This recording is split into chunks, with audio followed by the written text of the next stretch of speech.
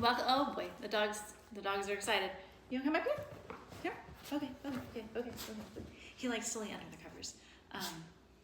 So we're just gonna do that. How's it going? Happy coffee chat. I'm excited to be here today. Okay, if you're new here, I started doing these coffee chats last month just as a way to I wanted to connect with you guys on a different level and get to just sit and talk with you about things you guys are asking about, things you're curious about.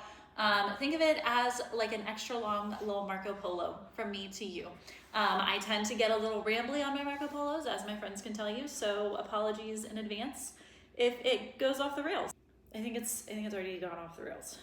What are you doing? Will you lay down?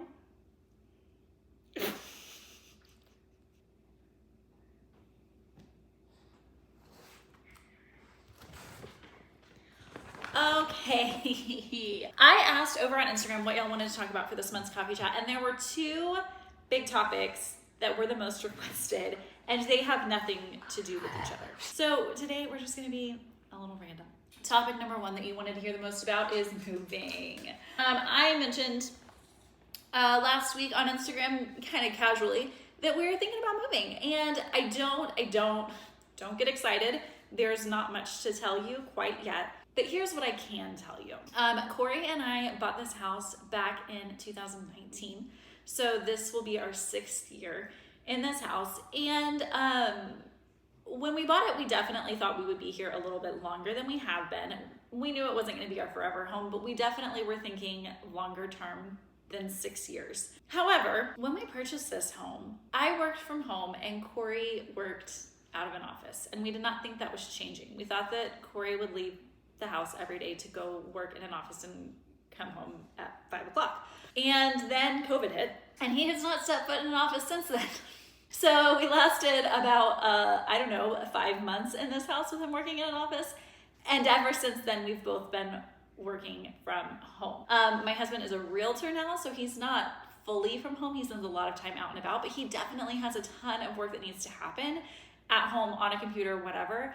And we have 0 office spaces in this house. We've carved out a little bitty corner in our bedroom, but that's it. So if we need to get work done, it's at the dining room table or at the kitchen island or sitting on the couch. We don't have a space where we can just go close the door, be quiet, and get some work done. So that is the biggest reason. Honestly, that's the biggest reason that we're moving. Another reason that we're moving is, honestly, I've got the itch. I love moving, and I know that is such a controversial opinion because most people hate it, but I love a blank slate.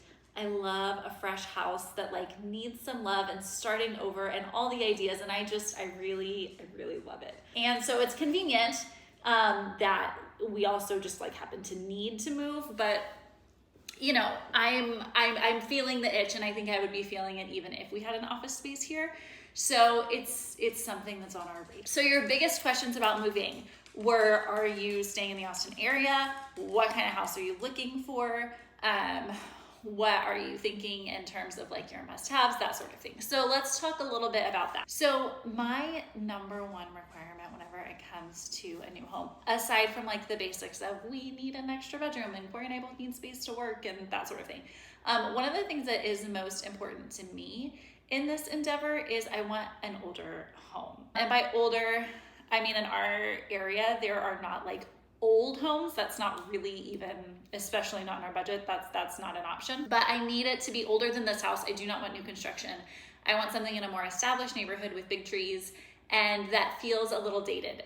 Corey keeps laughing at me because I keep telling him I want it to be a little ugly. I want people to walk in and be like, oh, this is dated, this needs work. That is my sweet spot, and I've not had a house like that really since our first house. Our second house was pretty much a blank slate, and I really just want something that's a little ugly. And we are looking at some houses that are maybe a little more updated, not super ugly and old per se, but I just really want something that needs some love that I can see big, exciting projects in. That's a big thing. Other things on our must-have list, I have to have a formal dining room. I really want an eat-in kitchen with a separate formal dining room with walls, not just this big open space like we have now. That is for me, probably the biggest thing. It's something that I think has annoyed Corey a few times because it is actually shockingly difficult in our area to find something with a formal dining room. What are some other like quirky or weird things that are musts for us?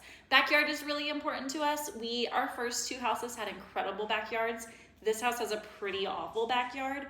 And so we really want this next house that we move into to at least have like good bones, be large enough for us to do something great with. I really wanted to have some mature trees, but that is a really, really tall order for our area and our budgets. The kids know that we are thinking about moving. They know that it's on our radar. Our oldest, Jackson, really needs some time to like ease into ideas. So we've been talking to him about it for a couple of months now. The kids know, they're excited, and Jackson's a little nervous, but they're excited. So that's really it. Obviously, wish lists. We would love a 3rd car garage. We would love to be on a cul-de-sac. I would really love to be walking distance, at least from an elementary school. We've never not lived walking distance from our elementary school. So having to drive both kids to school is going to be a really big adjustment. The vast majority of the houses that we've looked at are not walking distance to a school. So that is for sure going to be a little bit of a bummer and something that I'm gonna have to get used to. I'm very, very spoiled, and I like being spoiled. Timeline, I don't have a timeline for you right now. I'm not sure. I can tell you that we would really love to be settled in a new house before school starts in August. Other than that, we'll just kind of have to see. The real estate market in our area is really challenging right now. Houses are sitting for a really long time. In a perfect world, we would be moving late spring, early summer, but I don't know. We'll see what happens. Well, interesting story, adventures in moving, I guess. So we started looking very, very casually, popping into houses, probably back in December, I think is when we started looking at houses. Again, since Corey's a realtor, it's really easy for us to just go look at houses. We wanted to spend a lot of time really honing in on what we want and what we don't want in a house. So we have been casually popping into houses in the area for months now. We found we found the house. It was perfect. It was the perfect house. It was the most beautiful layout. It was a smart and well thought out layout. It was 1 story, which God, wouldn't that be nice? It had the most incredible backyard that I've ever seen in a house. It was on a cul-de-sac. It had a 3-car garage. It checked every single box, and it was wonderful, but we weren't ready. We just weren't in a position to put our house on the market. It just wasn't the right time, and it sold, and it broke our hearts. I tend to get a little emotional when it comes to this sort of thing. I find myself emotionally attaching to a house, picturing ourselves there. I get really invested really easily in this sort of thing. And so I had been working really hard to keep some distance, and that house for sure crept in to my heart a little bit. It was really hard to let it go. And we still compare every house that we look at to that house. There was also another house we looked at that was so far out of our budget, it was almost comical. There was no way we could do it because it wasn't in our budget, but it was close enough that we both were kind of I don't know, can we do it? And it was on 5 acres. It was this stunning house with a detached garage. It was older, it needed some work. It was the stuff dreams are made of. Again, timing wasn't right, price wasn't right. It was never gonna work out, but we've definitely already had a couple of little heartaches along the way, as you do when you're looking for houses. We have really been keeping a very close eye on the market. We have a couple of houses right now that are really, really high up on our list of favorites. And, we'll see if they're still available whenever we actually put our house on the market. That's the house update. That's more than I planned on telling you. But apparently I get chatty when you turn a camera on in front of me. Pretty much all there is to tell right now. And I will have to keep you posted on what happens. Hopefully I'll have some news in the next couple of months. Okay.